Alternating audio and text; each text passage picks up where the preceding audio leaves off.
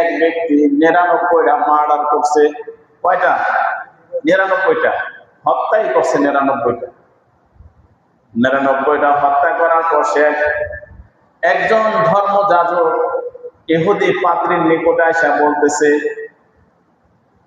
গুরুজি, আমি 99টা হত্যা করছি, মারা, আমি আল্লাহর কাছে তওবা করতে চাই, আমি আল্লাহর কাছে মাফ চাইতে চাই, আমার তওবার কোনো রাস্তা আছে কিনা?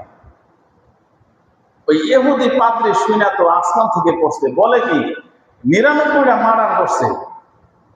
শুনে বলতেছে, তোমার মতো পাপীর কোনো ক্ষমা নাই, এতগুলি অপরাধ করার পর আমার মাফ চাইতেছো, যাও, তোমার তওবার কোনো রাস্তা নাই। তো ওই ব্যক্তি রাগ হয়ে গেছে, আমার যেহেতু তওবার কোনো সুযোগ নাই, তাহলে সেঞ্চুরি করতে কয়টা বাকি আছে? একটা বাকি আছে। তোরে দিয়া সেঞ্চুরি করবো, 100 পুরানো, 150 হত্যা করে কয়টা হলো?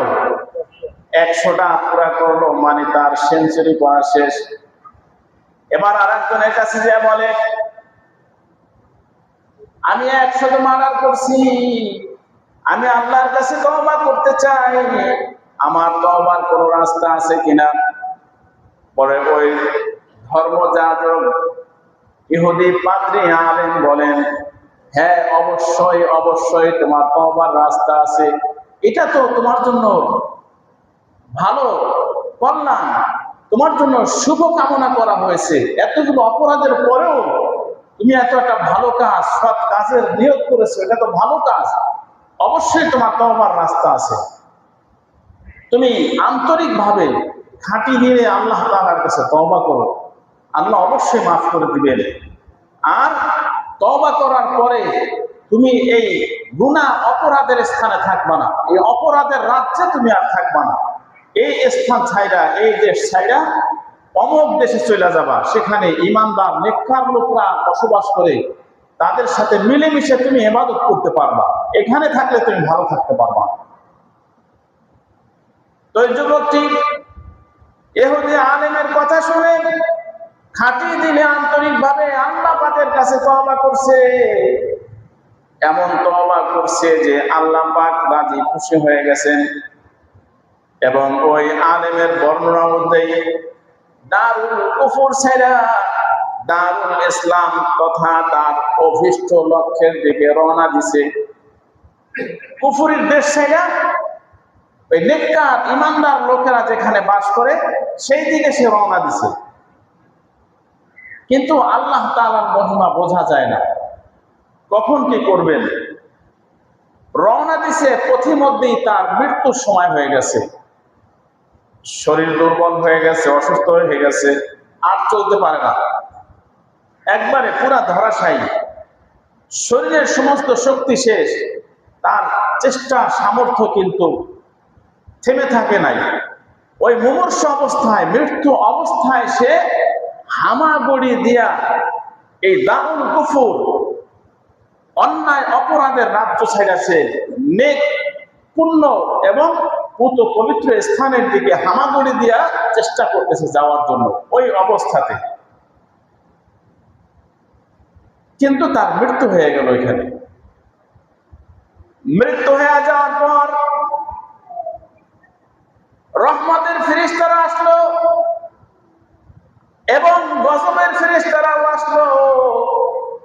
উভয় শ্রেণীর ফেরেশতারা তার রূহকে নিয়ে টানা হেঁচড়া লাগাই দিছে। রহমতের ফেরেশতারা বলে, এই রূহ আমরা আল্লাহ তাআলার দরবারে নিয়ে যাব।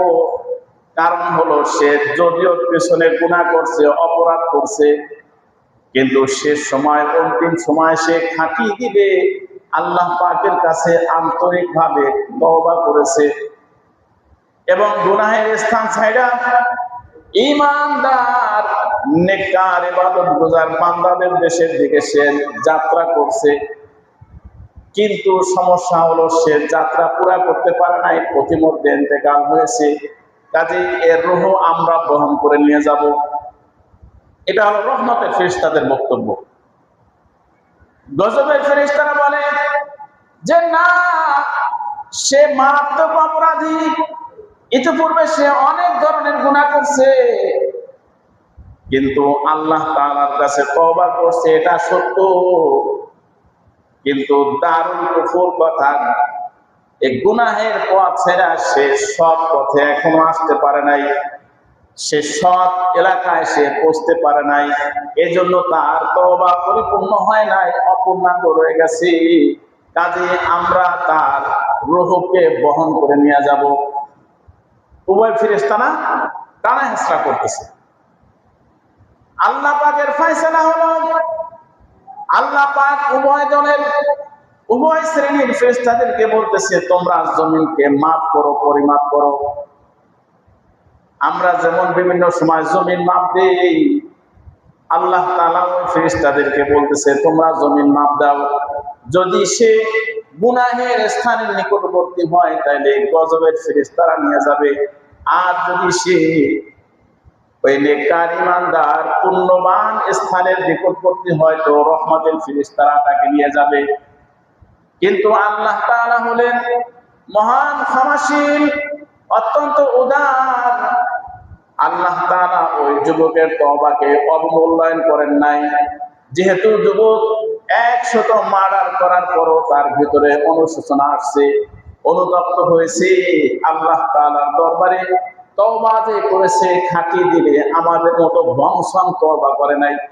আমরা তো সকালে তওবা করি, বিকালে আবার এটা করি।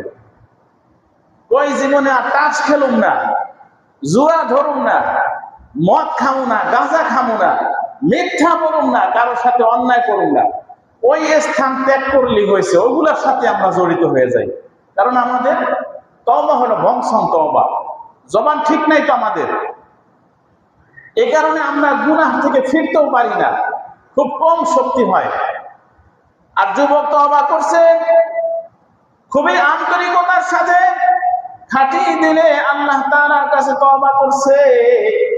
এজন্য আল্লাহ তাআলা তার তওবাকে মূল্যায়ন করছেন, খুব দামি বানাইছেন।